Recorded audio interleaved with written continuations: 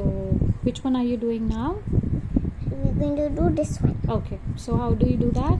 Now 4. So you don't have to count 4, 5. So you're going to count like 5, 6, 7, 8, 9, 10, 11, 12. How many times we counted?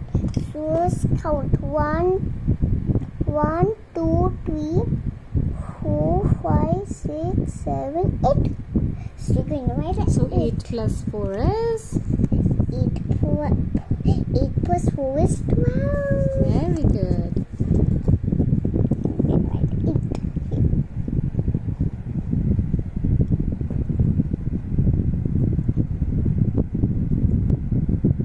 Okay. Next. Now this 4. Now 4 plus what? Here now how we can make 8? So 4. We don't have to count 4, 5. So we're going to do like 5, 6 like that. So 5, 6, 7, 8. How many times we counted? 4. So the 4 is the answer here. So we write here 4. So 4 plus 4 is 8. Yes? Yeah.